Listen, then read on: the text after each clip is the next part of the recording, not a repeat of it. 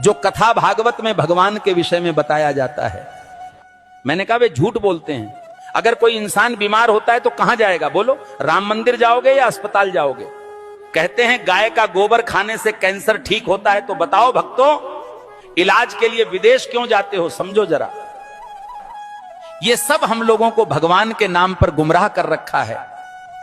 और जब यही लोग कहते हैं धन दौलत त्याग कर भगवान की शरण में आ जाओ, और खुद कहीं पर भागवत कहने जाते हैं, लाखों रुपये लेते हैं। ये मायाजाल ही तो है। भगवान की शरण में जाने का मतलब यह थोड़ी है कि अपने शरीर का ध्यान छोड़ दो। जो शरीर भगवान ने दिया है उसकी सेवा भी तो ईश्वर सेवा है। जब बुखार आता है तब राम की जगह दवा ढूंढते हो। जब जीवन भर की परेशानी हो तब बाबा का झूठा गोबर इलाज क्यों बन जाता है? गाय पूज्य है, इसमें कोई दो राय नहीं, पर यह कहना कि गोबर खाने से कैंसर ठीक हो जाएगा, यह विज्ञान नहीं, धोखा है। जो कथावाचक कहते हैं धन दौलत छोड़ दो, भगवान की शरण में आ जाओ, वो खुद लाखों के हवाई सफर करते हैं, एसी पंडाल में रुकते हैं और पाटीदारों से लिफाफा लेते हैं। तो त्याग हमें क्यों सिखाते हो? तपस्या की राह हमें क्यों दिखाते हो, जब खुद तुमने उसका कोई अनुसरण नहीं किया? भगवान के नाम पर डर बेचकर जो अपने महल खड़े करते हैं वो संत नहीं, व्यापारी हैं।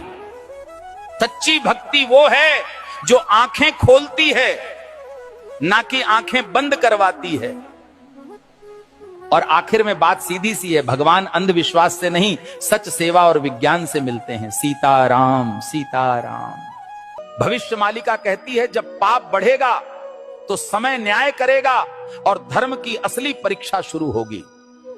2032 से सत्य युग का आरंभ होगा, लेकिन उससे पहले पूरी धरती हिलेगी। प्यारे भक्तों, 2 सूरज दिखेंगे आकाश में, पर उनमें से एक सूरज नहीं, विनाश का दूत होगा। बंगाल की खाड़ी में गिरेगा अग्निपिंड और समंदर उठकर धरती को लील जाएगा। 7 रात तक सूरज नहीं उगेगा, चांद नहीं दिखेगा, बस अंधकार होगा और भय, जिसे तुम प्राकृतिक आपदा कहोगे। तीसरा विश्व युद्ध दस्तक दे चुका है। शब्द नहीं अब शस्त्र बोलेंगे। भारत पर हमला होगा, परंतु धर्म की धरती कभी झुकेगी नहीं, क्योंकि भगवान कल्कि का अवतार होगा। जो शरण में आएगा बच जाएगा, जो अभिमान में रहेगा मिट जाएगा। प्यारे भक्तों, भविष्य मालिका चेतावनी नहीं, ये वक्त की आवाज है। जो सुन लेगा वही कल को देख पाएगा। धर्म अब उपदेश से नहीं बचेगा, धर्म बचेगा तो तुम्हारे कर्म और श्रद्धा से। जो अब भी सो रहे हैं, समय उन्हें जगाएगा नहीं, बल्कि बहा देगा इतिहास की धूल में। अब भी समय है भक्तों, या तो धर्म के साथ खड़े हो जाओ या अधर्म के साथ डूब जाओ। कल सऊदी अरब में आयोजित मेरे सत्संग के दौरान एक भक्त ने मुझसे एक दुखद प्रश्न किया। भक्त ने प्रश्न किया, गुरुजी, क्या राखी बांधने से बड़ी बात यह नहीं कि हर औरत को बहन समझा जाए? अरे मूर्खों, राखी के धागे पर इज्जत की एक्टिंग करते हो और बाकी दिन उसी इज्जत को आंखों से नोचते हो। राखी का धागा इज्जत का प्रतीक है, पर नजरें ही इज्जत न दें तो वो धागा क्या करेगा? जो आज बहन कह रहे हैं, कल उसी जैसी स्त्री को घूरते हैं। यही विडंबना है।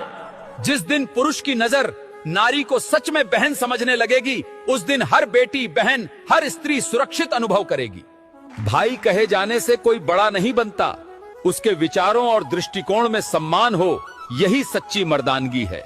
राखी की रस्म निभाना सरल है, पर नीयत की सफाई असली परीक्षा है। हे प्रभु, जो स्त्री को देखकर गंदे ख्याल लाता है वो कभी भाई नहीं बन सकता। हर लड़की बहन जैसी लगे, ये सिर्फ कह देने से नहीं होता, जब तक मन से उसे बहन समझा न जाए। राखी कोई ताबीज नहीं है, ये चेतावनी है सोच को पवित्र करने की और नारी को नजर से नहीं सम्मान से देखने की। जिस पुरुष की मर्दानगी किसी नारी की रक्षा न कर सके, वो राखी के धागे का भी हकदार नहीं होता। राम के भक्त हो या डर के गुलाम, शर्म करो। हनुमान जी ने रावण को जला दिया, तुम आंख फड़कने से कांपते हो। अगर आज हनुमान जी को कुछ कहना होता